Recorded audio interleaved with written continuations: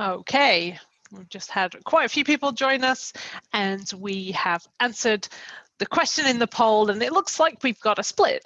Sort of quite a few people are not enrolled yet for 2021 and quite a few are already enrolled or they have been on a trip before.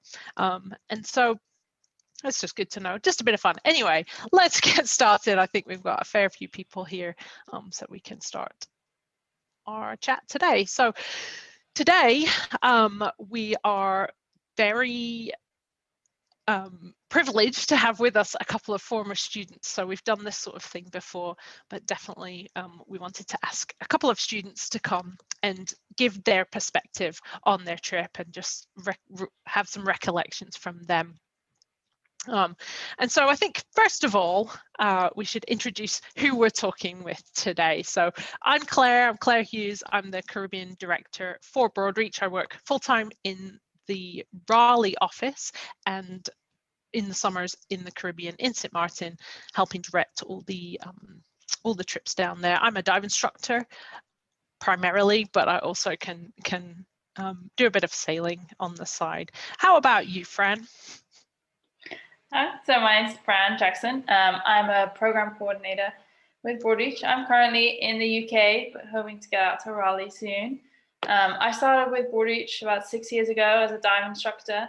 Fell in love with sailing and became a skipper as well, and spent my summers teaching programs and also helping to run our operation down in the Caribbean. So you will find me alongside Claire in St. Martin, getting our programs underway and making sure they all run successfully. That's great.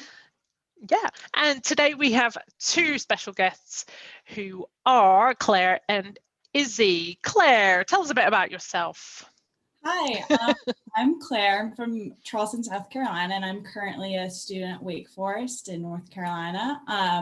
I've been a student on 3 Broadreach trips, absolutely amazing experiences, and I'm hoping to be an operations and logistics intern this summer. And what about you, Izzy?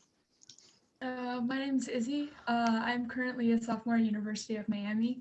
I've done 5 Broadreach trips, and this summer I'm instructing with them.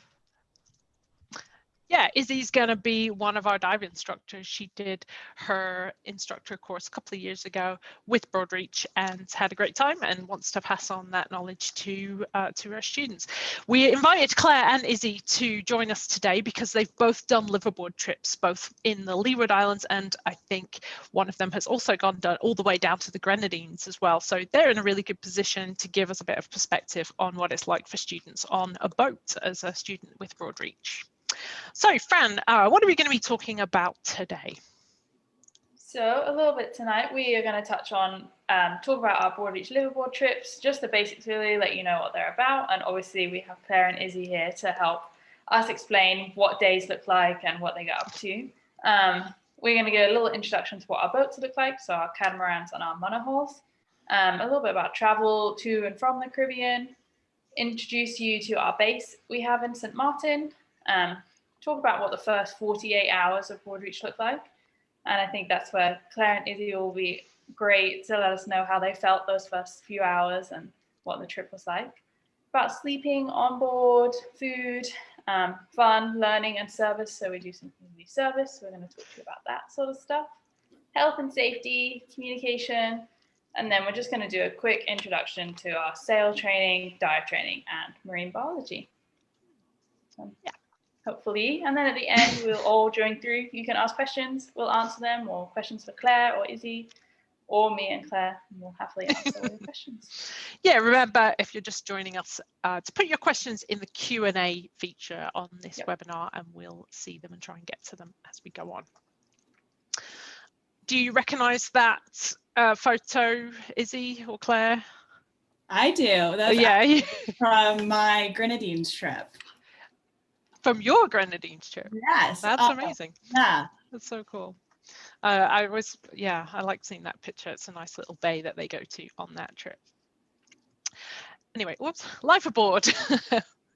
We're going to talk about today Liveaboard. Our trips in the Caribbean are really designed to be introductory trips, and so we say no experience necessary. If you've never been sailing before, you've never been diving before, you can certainly come on a Broadreach trip and have a great time. We do have some more advanced courses for those who are already dive certified, those who have a bit more sailing experience, but definitely if you've never done anything like this before, the Caribbean is a good place to start with Broadreach. Also, for those that haven't really traveled internationally or been away from home, it's very nice for students to start there. We keep our groups small. Typically, we'll take a maximum of 12 on a boat. And so the family atmosphere is really there. It's not too intimidating, and students tell us that they really like that. The friendships they make, I think, are ones that last quite a long time beyond the trip itself. We do have boats that travel close by each other. Well, you'll very often hear us talk about sister boats that travel near each other kind of for safety and with the support boat that we'll talk about later. But we definitely focus on that small group experience. We do live on the boat the whole time. Another question I sometimes get is, where do we sleep and do we spend a lot of time on the boat? And we definitely do. We spend most of our time on the boat, right from the very first night all the way through. We will get to obviously go to land sometimes, but we'll sleep, eat, do all our activities on the boat. What about the boats that we use for our experiences? I think Fran knows all about them, don't you?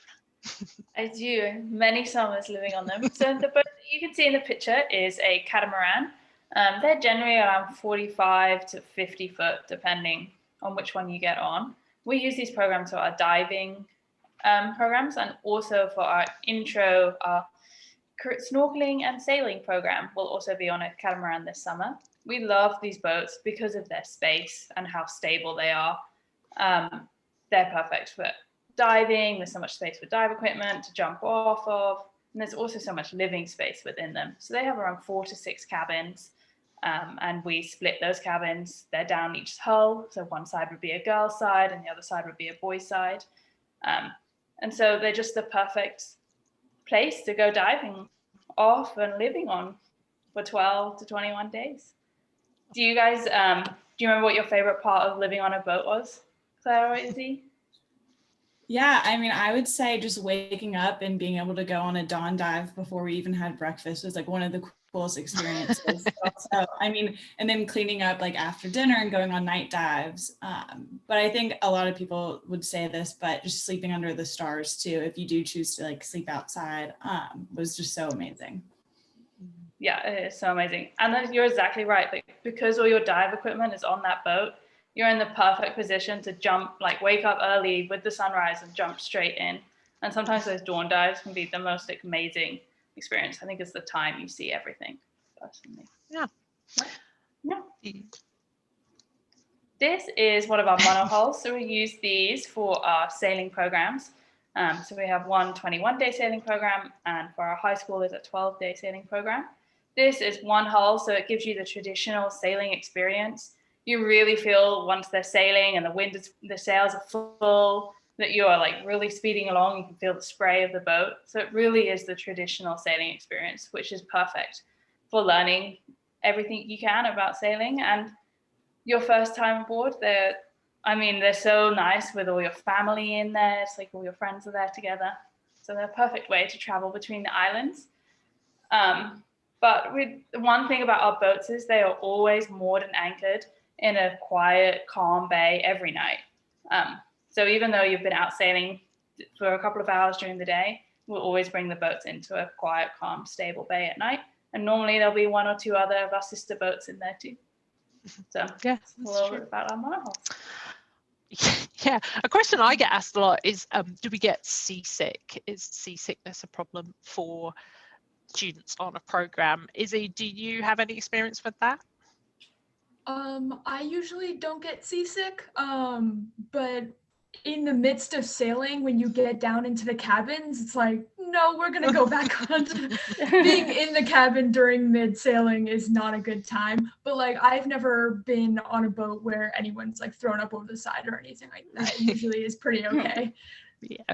Yeah, what we find is Totally. that people find their sea legs, they call it, within the first couple of days. But you're right, actually, being down below is not the best place if you are prone to seasickness. So that's a good tip for anyone, to avoid going down below when you're sailing. And as Fran There says, are lots of there are lots of other cures too, you know, like steering the boat and like having your eyes fixed on something and, you know, aiming the boat towards that direction really takes your mind off it. I sometimes get a little, even with all my sailing experience, a little queasy, and I get on the helm and I'm perfect straight away.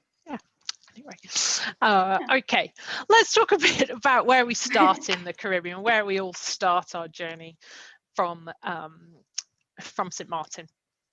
When we fly to the Caribbean for a Broadreach Caribbean program, for most of them, we'll fly into St. Martin. The airport code is SXM. The international airport is on the Dutch side of the island. And we make our way from the airport to Anse-Marcel, which is on the French side, where we have our base. It's fairly easy to get to St. Martin from the Caribbean. There are flights from most major hubs in Miami, Charlotte, New York. So direct flights are not that hard to arrange. We do have an accompanied flight from Miami for each trip, and so our middle schoolers or those who are flying as unaccompanied minors can also have the option of perhaps joining that flight and being chaperoned. So that's something to ask us about, really, if you are if that's something that interests you. When we arrive in St. Martin, we have a logistics team. I think Claire will be part of that, hopefully this summer, and so someone like her will be there to meet the students at the airport. So it doesn't really matter kind of what time students arrive. In the early afternoon is best, and then we bring them to our base in St. Martin in Anse-Marcel. The marina that we work out of is on the right side of that picture. You could probably see the boats there in the marina. And the bay just outside here, this beautiful sandy beach, is where we'll spend our first night. So we come out to our boats where they're anchored in the bay, and we'll spend our first night there.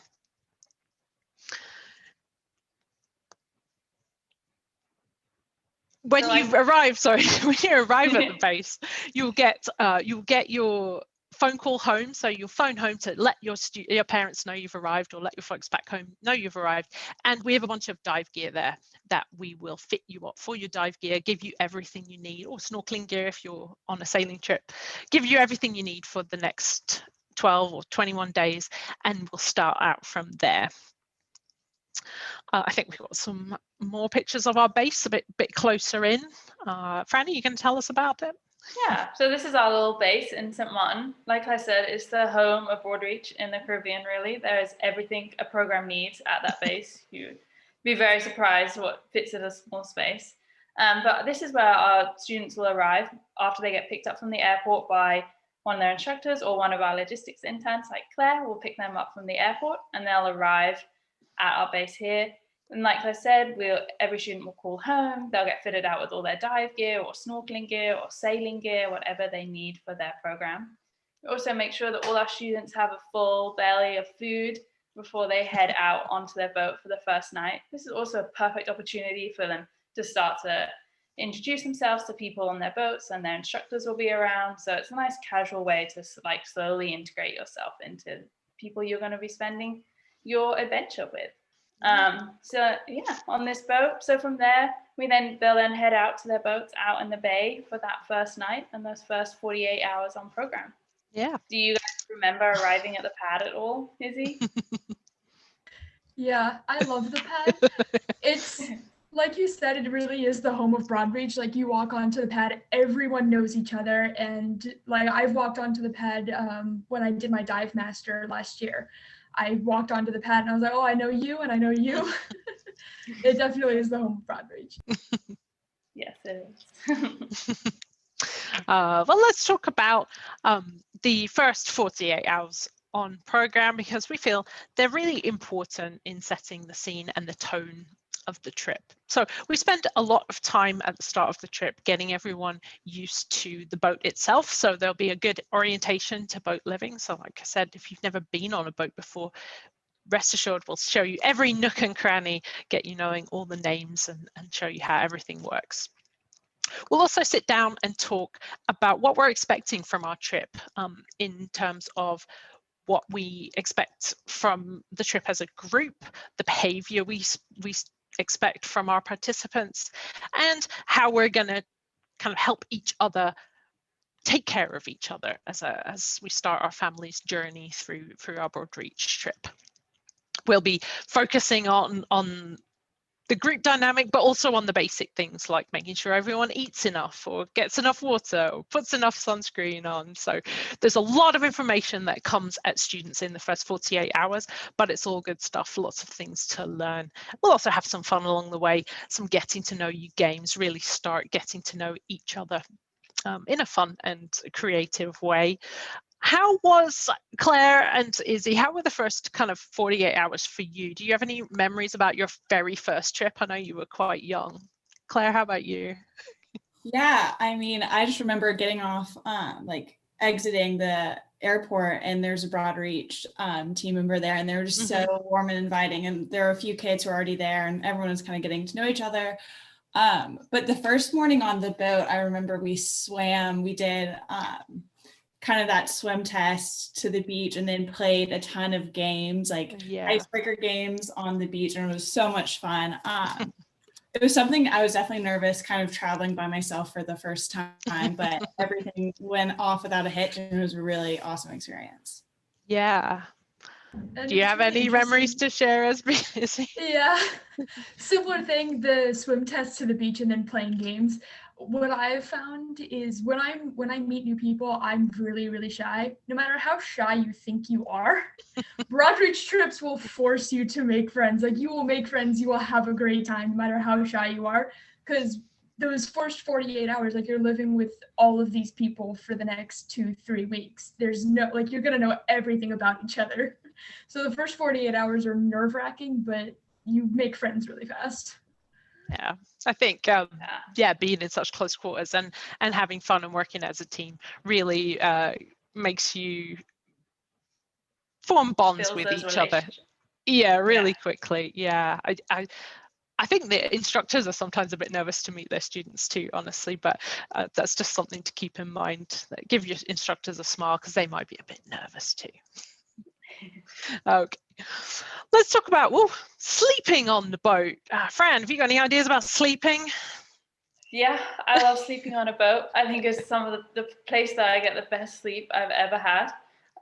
But we have loads of spots for sleeping. So like I said before, especially on our catamarans, we do a similar thing on our monohulls. There's a boys' side of the boat and a girls' side of the boat. So down there's the cabins.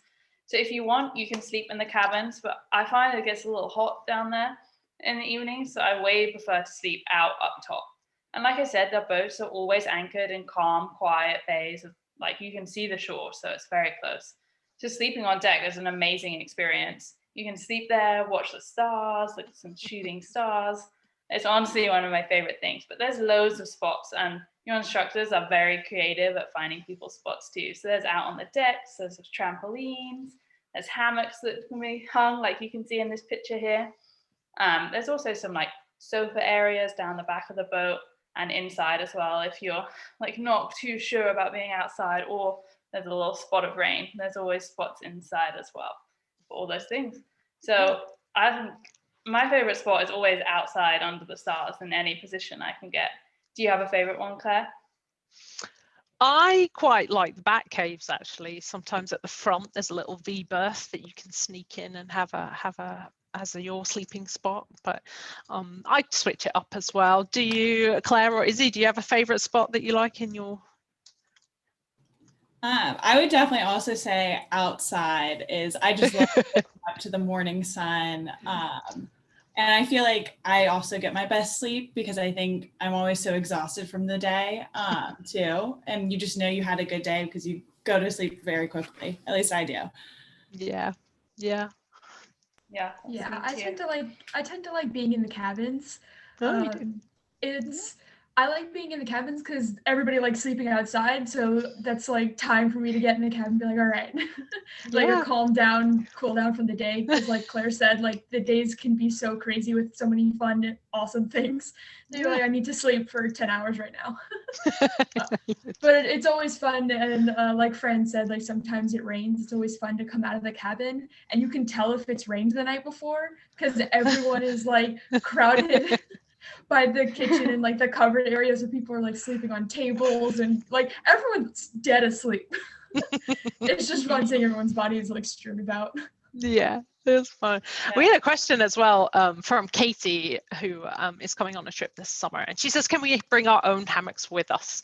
And the answer to that is yes. Yeah, absolutely. You can bring your own hammocks with us. I would recommend the Eagle Nest Outfitters, the Eno hammocks. They're really good because they dry really quickly. But you can definitely bring your own hammock to the trip.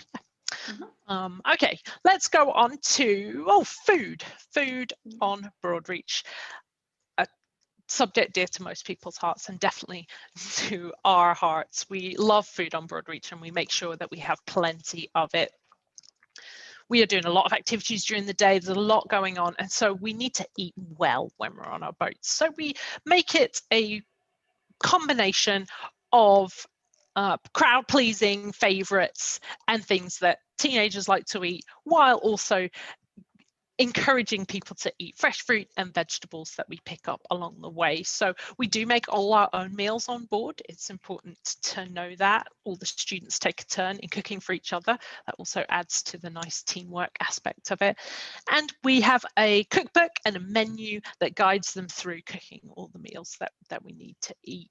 We'll make simple recipes that are not that challenging, but they are tasty and it's good food. We stock all the boats with dry provisions before the trip starts, and we'll, like I said, pick up fruits and vegetables and fresh provisions along the way. We try and make dinner time a particularly special time on the boat as well. We'll all sit down together, make sure that we are all present and there. And we'll do what we call our nightly activities, where we'll just run through our highs and lows of the day. We'll reflect on what we've done. We'll just have a nice chat, make sure it's a nice time for coming together and a kind of anchor point in the day. Claire and Izzy. Claire, did you have a favourite meal that you had on your Broadreach trip? I think so. One of my favorites that I know isn't probably as typical with the like St. Martin based trips, but in the Grenadines, we bought fish from a local fisherman because we had the ability to, and then we had fresh fish, like a whole kind of fish for each of us that night. It was so cool. But then I would say I'm a big snacker too, and so I just loved coming back from dives and like we had like pretzels and goldfish and like all this fun stuff just to have intermittently. And then I think the like pad thai, if I remember, I like that one. Yeah. Oh yeah, snacks are important too. Obviously we are busy, like you say, and so we always make sure there's a good range of snacks available, especially for hungry teenagers who are growing and need a lot of energy. Izzy, do you have a favorite thing on board your boat that you liked? I can't think of a specific meal, but kind of what Claire said, just the snacking. There's nothing I love more than eating an apple after a dive and just having the massive baskets of apples.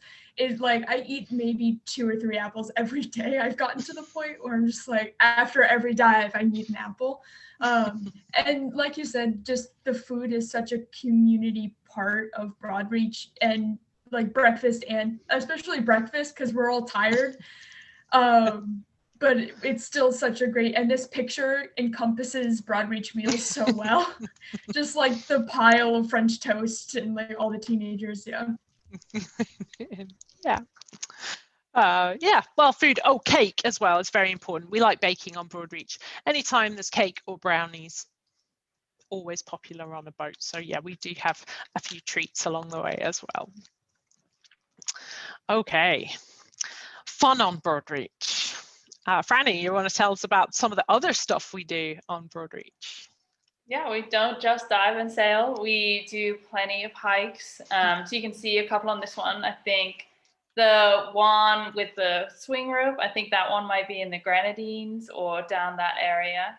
So there's lots of hikes that we take through the like rainforest and the jungles up. We do a hike to the top of a volcano, and through the jungle. The highest point in the Netherlands you can hike to on one of our programs, which is Saba.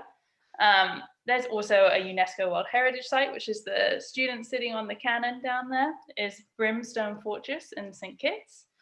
And some wakeboarding, water skiing, kneeboarding, paddle boarding, dinghy sailing. There's so many things you can learn and do. Izzy, do you have a favorite activity that wasn't diving that you did on Broadreach? I love the water sports. I don't particularly like to do them, but I love to watch other people do them. So I like being on the boat that drags everyone. Yeah. So I love the water sports.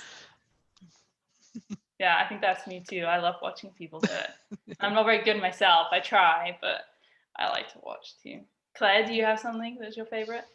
Yeah, so the 2 times we went to Saba, we went to a glass bead making kind of shop. And so we all got to make our own glass bead necklaces. I still have 2 of mine that I made from those 2 trips. And so that was like a super cool experience, something I'd never done, and also something I didn't really expect to do.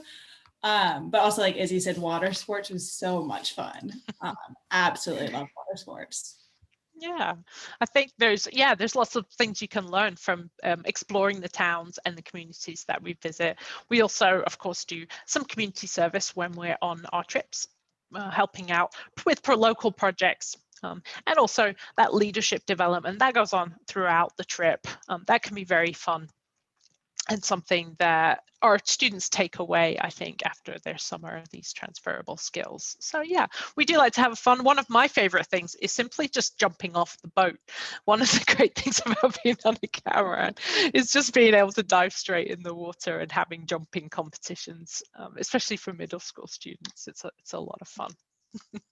And I think the independence that our boats have means that you quite often the programs will stop and they'll be like, you know what, we're going to stop on this sail and jump in and go for a snorkel. Like, this looks like a cool spot. So the independence that the boats have means that we have so much more like maneuverability to do cool things. Like, be like, okay, we're going to jump off the boat here, or let's go snorkeling, or let's swim to the beach over there and play some games for a little while instead. So there's lots of room for activities. Yeah. Okay, let's talk a little bit about health and safety. I get a lot of questions, especially from parents, about health and safety, and obviously that's something we take very seriously. We do have various ways of approaching health and safety, various policies and things, but we do take a collaborative approach, like it says, and that means that we get our students involved right from the very start with their own health and safety, and that can range from things like making sure that they're wearing PFDs while the boat is in motion, while we're at sea, or while we're in a dinghy, or helping keep the boat clean and tidy so that everyone stays healthy and safe. We also have kind of high level health and safety. Obviously, we have emergency action plans and strategies in place for our for anything that might arise, for incidents that go on, and we know where our resources are. We have a lot of resources in the island that we've used for years, contacts, and we are knowing where we can go should anything untoward happen. So we've got all sorts of different levels of kind of health and safety. We're also supported 24/7 while trips are in the field by the Raleigh office, which is also a great resource, both for parents and for our staff who are in the field a bit further away from it. Our staff also are very qualified in what they do. So they're not only dive instructors and skippers, they have experience working with students and with teenagers in particular. And they also have things like the Wilderness First Responder certification, for instance. So many of them will be trained in first aid to a slightly higher level to be able to respond to anything that happens in a more remote setting. So a remote setting at sea, on an island, perhaps a place where traditional medical care wouldn't be available. We can talk all day about health and safety. It's obviously something we talk about a lot and think about a lot. With respect to COVID health and safety, I should probably mention we get a lot of questions about that too, and that's also something that we are managing and looking at the constantly changing landscape as COVID and the protocols around it develop. I think we will be having to test quite a bit this season. We'll be testing certainly before we go to St. Martin, and at the moment on the way back as well. And we can talk also more about COVID protocols and keeping everyone safe in more detail if you give us a call or schedule a call with someone like myself. We can go into more details there, but it's definitely something we're thinking about. It's risks that we're managing. We're used to doing that, and we're definitely it's definitely on our radar for this summer. But we're sure that we can still have a great trip and keep everyone as safe as we can as we go into the summer. And Okay. I think if you guys check in the chat, there will be a link to our COVID protocols that will take you to our website. So on there, you can read through in a little bit more detail, and maybe you might find the answer on there for you. Yeah, that's a good call, Fran. Our FAQs are a really great resource and are updated every week as well. So yeah, we're going with that. Communication now. I think communication is a question I get asked quite a lot about our phone policy and how our students can communicate with those at home. And we have a fairly flexible policy with respect to things like phone usage, but we do encourage students to switch off when they get to the Caribbean and kind of give up their internet and sort of connection to back home and switch off a little bit. So what we'll do, we'll have them call home when they arrive in St. Martin to let everyone know they're there. And then we usually take their SIM cards to leave them with their phone and hang on to their SIM cards for them while they're on their program. And this allows them to kind of still use music and play games and have their alarms on their phones, but kind of limits their contact, their web use and phone use when they're on the trip. We'll call home. We can call home about once a week. So Sundays are usually call home day, and we'll also have time when we're in town perhaps to be on the internet and kind of contact that way. A big thing that we do though is write a trip update every day, and so our students, one person on the boat, will usually write a trip update for the whole boat, and we'll post it for them on the website along with some pictures so you at home can follow along with what's going on your trip. Claire and Izzy, did you write trip updates while you were on programs? Yes, Yeah. and also it was fun to like have the trip updates to look back on, but we also got journals to like write in, and those are like one of my favorite things to look back on too. Oh yeah, did you guys keep journals from your trips? Is that something you would recommend, Izzy? I would. I think one of the great things about Broadreach is like mid-trip, they'll have, or towards the end of the trip, Broadreach instructors will give you basically a look back on piece of paper, and then you'll get to write your favorite memories or draw pictures or whatever, and then they'll send it to you during Christmas time. And that's the most amazing thing, because like it's been a while since you've done the trip, and then you just get this random letter from Broadreach and it's you writing to yourself about your favorite memories. So I love that aspect of it. Oh yeah.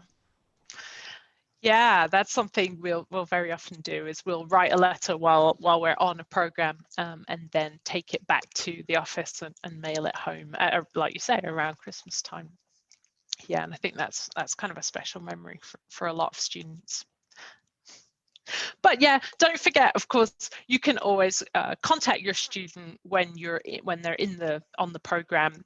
If you have a message or there's an emergency, we're always in contact with our boats or the support boat down in St. Martin. We're just encouraging them to switch off a little bit from the internet and kind of phone life while they're on the program. Whoa, sail training. I think Franny's the best one to tell us about sail training. Yeah, so there's an opportunity to learn about sailing on every single one of our programs. Whether you're on a dive intensive program like one of our Grenadines programs, or even dive master and instructor, on dive master particularly, you still have that opportunity to learn a little bit about sailing. And our skippers are always willing to pass on any knowledge they can to our students about sailing. But most of our sailing qualifications are through IYT, so the International Yacht Training. It's like an association who certify our training regimes, really. So we do an intro to sailing, which is really just getting to grips with the boat and learning a little bit about it, learning how to sail, how to steer, how to trim the sails to make the boat go as quick as you can. And then we have some more intense sailing programs, which we do on our intense sailing program, which is 21 days long, and it goes from St. Martin down to Grenada. And the really great thing about that program in particular is that our students by the end of it are fully in control of that boat. They have control over everything, the itinerary, where they go. I just think it's an amazing opportunity for our students to really take charge of something as a team and work together. Yeah. That's a little bit about our sailing. Yeah, I think even if you've done a bit of sailing, there's always stuff you can learn. That's the thing from your skipper. You can always learn a bit more about it. Okay, I think dive training, obviously we do a lot of diving on Broadreach, and we are a PADI organisation, so we are part of that. Our instructors are PADI certified, and that's the certification you'll get if you come on a Broadreach trip. We go all the way from open water, which is the very first certification that students will do, the open water diver, and we will go from there to advanced, then to rescue, getting your master diver maybe along the way. And we also have courses that do dive master and instructor even as well as they get older. They're all great courses, and specialties as well, of course, we do along the way.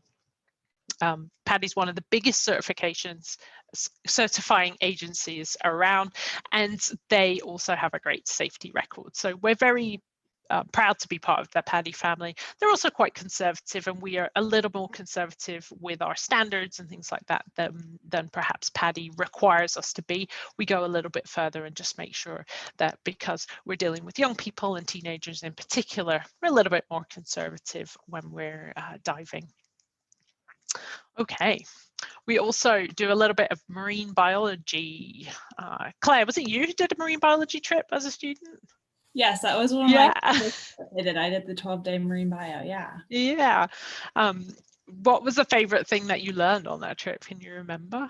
Well, for me, that was like my first introduction to the underwater world, in general, first time diving, but I learned just so much that trip about coral reefs, and it kind of sparked this interest outside of Broadreach to do a research project in high school about coral bleaching and all this really awesome stuff. So it really opened a lot of doors just to do that marine biology aspect and have that like experiential learning that's outside of the classroom. I just felt that I learned a lot more doing things like firsthand and having that experience. Yeah, I think even as dive instructors, we're all very interested in the life that we're seeing. So all our dive instructors are really keen to teach our students about what they're seeing under the water. But if you're on a marine biology trip, you're actually with a marine biologist who's trained in that sort of thing and can go a little bit deeper. So the marine biology trips are really good for people who are wanting just to go a bit further, to learn what it's like to be a marine biologist or work in the field and just get really started with marine biology. Yeah. Let's see. We were going to tell you a little bit about sort of just what we do, the sorts of programs that we have. They're all available on the website. Some of them are filling very fast, and so it's good to get your enrollment in if you're thinking about joining us this summer. We do a few different diving and sailing programs. For high school, we've got scuba and sailing that are 12 days long, and then the voyage, which is 21. We also do the same thing for middle school. And like I said before, we did some advanced programs. We do some advanced programs for those that are already certified. You can join us and work on your advanced and your rescue. And like both Isabel and Claire did, do their dive master as well as they get on. Fran, what about marine bio programs? Do you want to tell us about that? So we have a couple of marine bio programs. We have a high school one, which is 17 days long. And on that program, you can also get 3 college credits. So the marine bio section of learning is a mixture of lessons and learning in the water. And a lot of the lessons relate to the things that you're seeing on the dives. So you can come back up and you can see and identify the coral that you've seen on your dive with your marine biologist and learn a little bit about the environment and the ecology and everything that's happening that you see on your dives every day. We then have a middle school intro to marine biology program. This one's a little bit lighter, it's a little fun, it's just a little bit more to like, so you can learn about what you're seeing. So we'll identify fish and coral. And it's just that first introduction if you're looking to be a marine biologist at some point, or you're not sure, you just want to learn a little bit more about what you're seeing. Those are 2 programs. Yeah, and then in the Caribbean, we also have some sailing focused programs. We have a couple, like we said, the intro to sailing for our middle schoolers, also known, I think, as snorkeling and sailing on the website. And for our high schoolers, sailing exploration, again, an introductory program.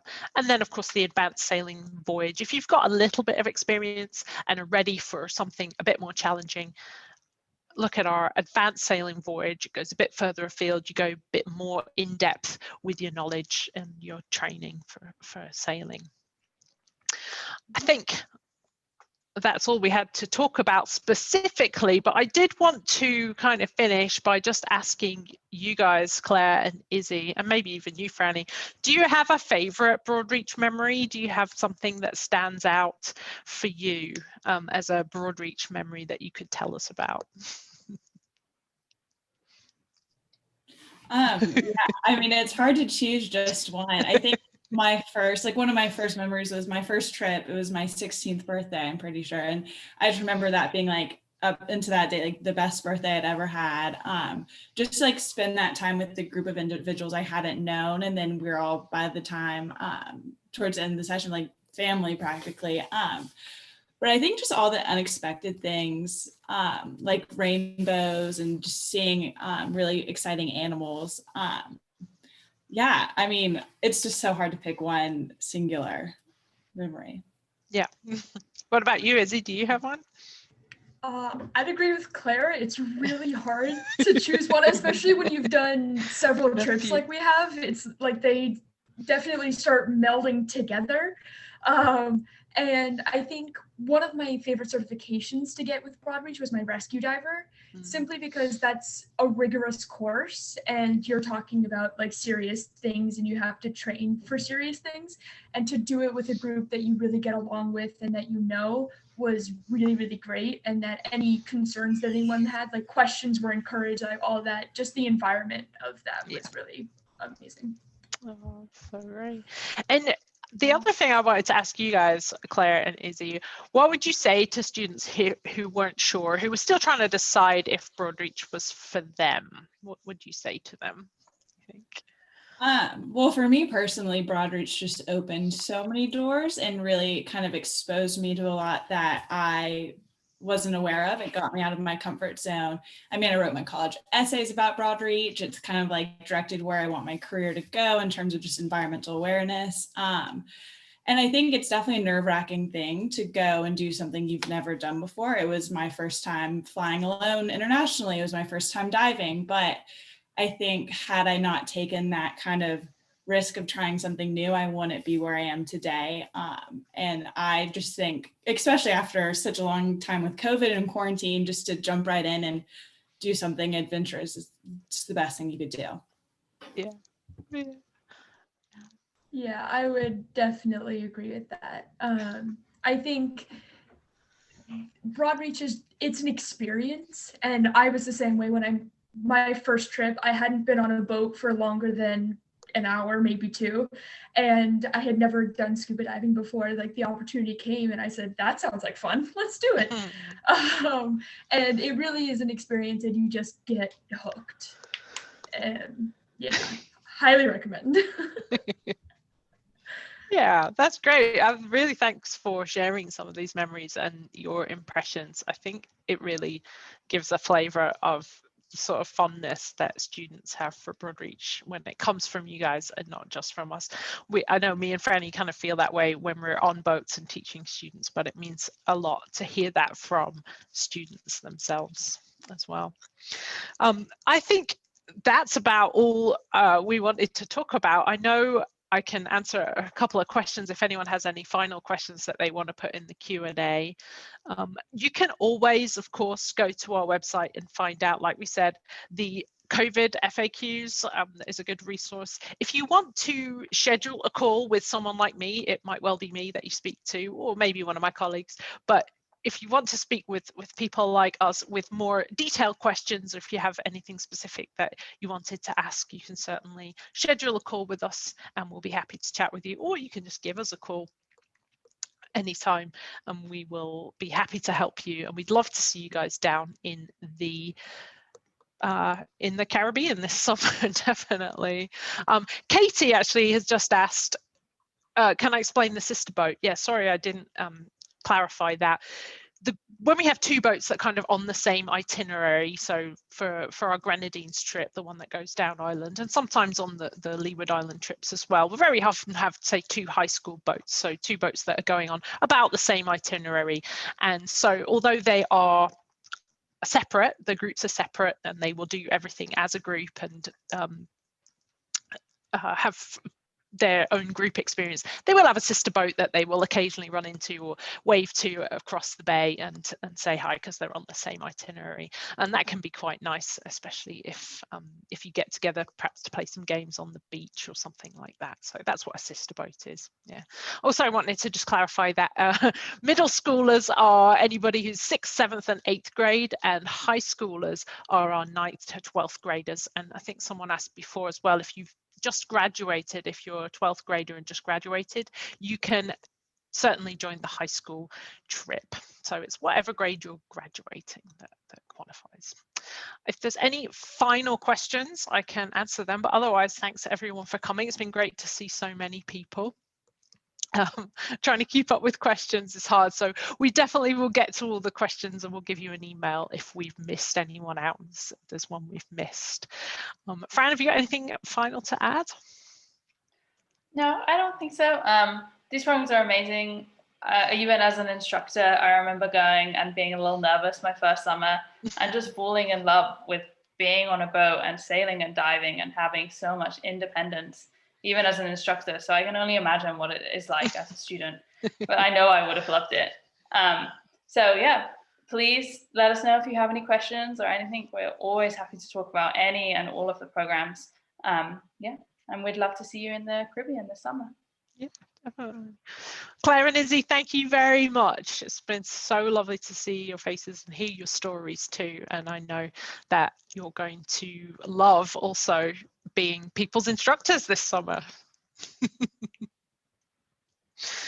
Right, do we have any final questions that we haven't answered? I don't think so. Okay, well, thanks everyone. We will hopefully see you in the Caribbean. Give us a call if there's anything that you want to chat about, and yeah, we'll see you all soon.